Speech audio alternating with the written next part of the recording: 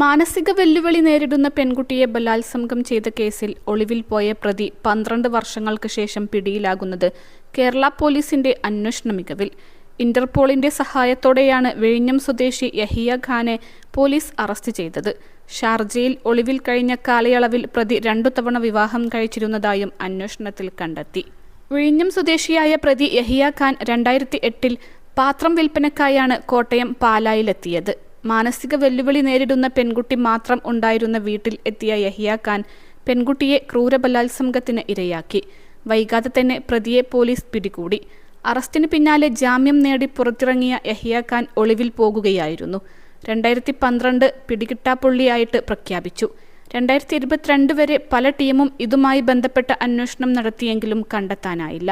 2022 Nitin Raj IPS പാല SP ആയിട്ട് charge എടുക്കുകയും ഈ കേസ് അന്വേഷണം പാല SI അഭിലാഷിനെ ഏൽപ്പിക്കുകയും ചെയ്തു. ഇതാണ് നിർണായകമായത്. +2 ഡിഗ്രി കഴിഞ്ഞവർക്ക് വേൾഡ്സ് ഫസ്റ്റ് AR/VR ക്ലാസ് റൂമിലൂടെ സ്മാർട്ട് ഫോൺ എഞ്ചിനീയർ ആവാം. കൂടുതൽ അറിയാൻ വിളിക്കൂ ബ്രിഡ്കോ ആൻഡ് ബ്രിഡ്കോ. കേസിന്റെ വിചാരണ തുടങ്ങാൻ നിശ്ചയിച്ച 2012-ലാണ് ഇയാൾ മുങ്ങിയ കാര്യം പോലീസ് അറിഞ്ഞത്. പുതിയ പാസ്പോർട്ട് സംഘടിപ്പിച്ച യഹിയ ഖാൻ UAE-യിലേക്കാണ് കടന്നത്. തുടർന്ന് പോലീസിന് ലഭിച്ച സൂചനകളുടെ അടിസ്ഥാനത്തിൽ SP K കാർത്തിക് പ്രത്യേക റിപ്പോർട്ട് സമർപ്പിച്ച് ഇന്റർപോൾ സഹായം തേടി. ഇക്കഴിഞ്ഞ ജനുവരിയിൽ നടപടിക്രമങ്ങൾ പൂർത്തിയാക്കിയ യഹിയ ഖാനെ ഇന്റർപോൾ രാജ്യാന്തര കുറ്റവാളിയായി പ്രഖ്യാപിച്ചു. ഇന്റർപോൾ ഷാർജയിൽ തടഞ്ഞുവെച്ച പ്രതിയെ പാല DYSP K Sadan, principal SI VL Binu എന്നിവരടങ്ങുന്ന സംഘം ഷാർജയിലെത്തി കസ്റ്റഡിയിൽ എടുക്കുകയായിരുന്നു. ഷാർജയിൽ പരിഭാഷകനായി ജോലി ചെയ്യുകയായിരുന്നു യഹിയ ഖാൻ. കോട്ടയത്ത് കോടതിയിൽ ഹാജരാക്കിയ പ്രതിയെ റിമാൻഡ് ചെയ്തു. ഇയാളെ കാണാതായതോടെ വിഴിഞ്ഞം ഭാഗത്ത് അന്വേഷണം നടത്തിയതിൽ ഒരു വിവരവും പോലീസിന് ലഭിച്ചില്ല.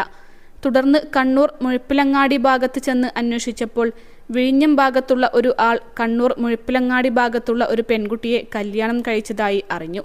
ഈ പെൺകുട്ടിയുടെ വീട് അന്വേഷിച്ച് കണ്ടെത്തുകയും അവിടെ അന്വേഷിച്ചപ്പോൾ അറിഞ്ഞത് ഞെട്ടിക്കുന്ന വിവരങ്ങളായിരുന്നു. 2013-ലാണ് യഹിയ ഖാൻ എന്നയാൾ തിരുവനന്തപുരത്ത് നിന്ന് ഈ പെൺകുട്ടിയെ കല്യാണം കഴിച്ചതെന്ന് മനസ്സിലായി. കല്യാണം രജിസ്റ്റർ ചെയ്ത് അതുവെച്ച് യഹിയ ഖാൻ ആധാർ കാർഡ് ഉണ്ടാക്കുകയും ഗൾഫിൽ ആധാർ കാർഡ് ഉപയോഗിച്ച് പാസ്പോർട്ട് പുതുക്കുകയും ചെയ്തു. തുടർന്ന് നടത്തിയ അന്വേഷണത്തിൽ മലപ്പുറം ഭാഗത്ത് നിന്ന് സീനത്ത് എന്നയാളെയും കല്യാണം കഴിച്ചത് മനസ്സിലാക്കാൻ കഴിഞ്ഞു. കല്യാണ സമയത്ത് തിരുവനന്തപുരം വിഴിഞ്ഞം ഭാഗത്തു നിന്നും ഏതാണ്ട് 70ഓളം ആളുകൾ പങ്കെടുത്തിരുന്നു. ഈ കണ്ടെത്തലാണ് കേസിൽ നിർണായകമായത്. ഇതോടെ അന്വേഷണം പുതിയ തലത്തിലെത്തി. ഇയാൾ ഗൾഫിൽ ഉപയോഗിച്ചുകൊണ്ടിരിക്കുന്ന വാട്സാപ്പ് നമ്പർ സ്വന്തം അനിയന്റെ വാട്സാപ്പ് നമ്പറായിരുന്നു.